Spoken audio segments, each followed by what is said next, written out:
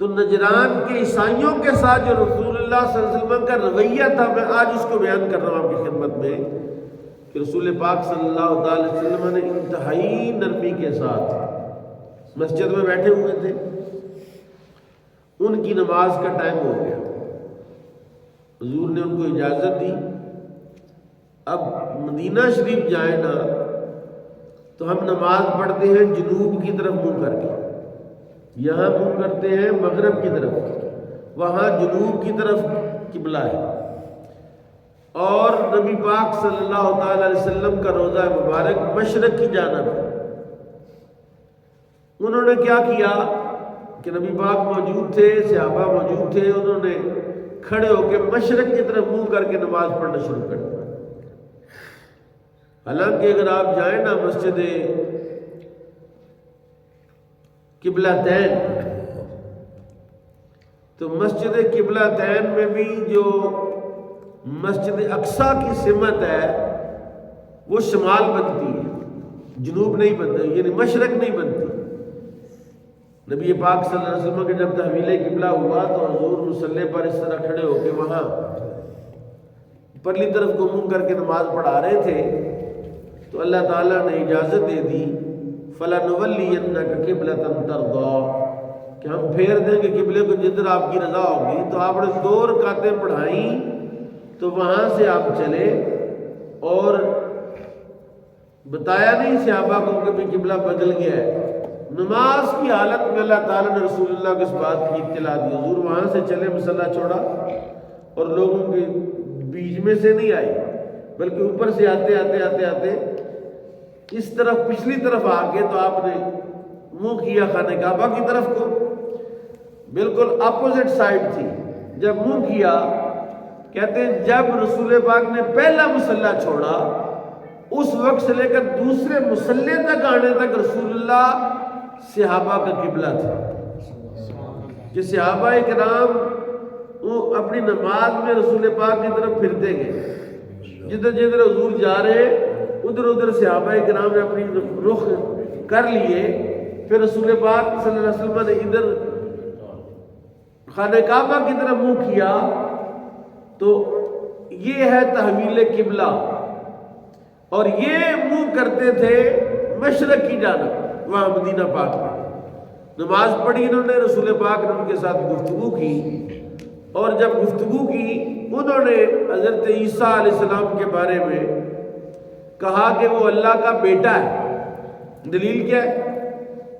انہوں نے حضور اکرم صلی اللہ علیہ وسلم سے پوچھا کہ بتائیے پھر عیسیٰ کے ابا جی کا نام کیا ہے؟ اب نبی کریم صلی اللہ تعالی علیہ وسلم ان کی اس بات پر خاموش ہوئے کچھ دیر، اس کے بعد قرآن اترا، اور قرآن نے کہا ان مثل عیسیٰ عند اللہ کمثل آدم، اگر عیسیٰ کا باپ کوئی نہیں ہے اور بغیر باپ کے پیدا ہوئے ہیں تو بتاؤ آدم کا باپ کون ہے؟ سیدہ حوا کا باپ کون ہے؟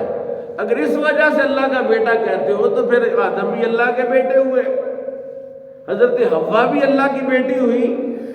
اس بات پر جب وہ چپ کر گئے تو انہوں نے رسول پاک صلی اللہ علیہ وسلم کی دعوت کو رد کر دیا، اور حضور نے فرمایا فَقُلْ تَعَالُوا نَدْعُ أَبْنَاءَنَا وَأَبْنَاءَكُمْ، آپ نے کہا پھر مباہلہ کر لیتے، جب گفتگو اور کلام پر بات نہ بڑھے تو پھر مباہلہ کیا جاتا ہے کہ دونوں آ جاؤ اور دعا کرتے ہیں کہ یا اللہ جو سچا ہے اس کو بچا لے اور جو جھوٹا اس پر اپنی لعنت نازل کر۔ اب میں نے آپ کو بتایا کہ جو علقمہ کا بیٹا تھا ابو حارثہ، جو ان کا امام تھا، جب صبح رسول پاک صلی اللہ علیہ وسلم نماز فجر کے بعد حضرت حسنین کو، حضرت مولا علی کو، سیدہ فاطمہ زہرا کو لے کے نکلے مباہلہ کے لیے، اندر سے تو پہلے ہی مانا ہوا تھا کہ یہ سچے نبی ہیں، اس نے اپنے بھائی سے اظہار بھی کر دی اس بات کا۔ اب اس نے مباہلہ تو کرنا نہیں تھا، اگر وہ نہ ہوتا تو باقی جتنے عیسائی تھے وہ سب مباہلہ کرنے کے لیے رات بھر تیار رہے کہ صبح ہمارا مباہلہ ہونا ہے اور ہم سچے ہیں، لیکن ان کا عالم، ان کا امام، ان کا اسقف ابو حارثہ، یہ وہ بندہ تھا، کہتے ہیں نجاشی کے دربار میں ابو حارثہ کا مقام یہ تھا کہ وہ نجاشی سے بھی اوپر بیٹھتا تھا، مقتدا تھا، امام تھا ان کا۔ اندازہ کریں اگر وہ بندہ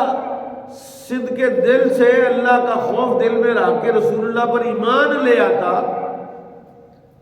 تو سارا ملک جو ہے اس وقت ایمان کی دولت سے مالا مال ہو جاتا، تو اس وقت دنیا کا نقشہ ہی بدل جاتا، لیکن لالچ کی وجہ سے، اقتدار کی وجہ سے، اس سرداری کی وجہ سے وہ ایمان نہیں لایا، اور اس نے اس وجہ سے کہا اپنے عیسائی پادریوں سے کہ دیکھو یہ چہرے ایسے ہیں میں دیکھ رہا ہوں، یہ ایسے چہرے جن کو میں دیکھ رہا ہوں، اگر یہ دعا کریں کہ یہ احد پہاڑ سامنے ہے جو مشرق کی جانب ہے مدینہ پاک سے،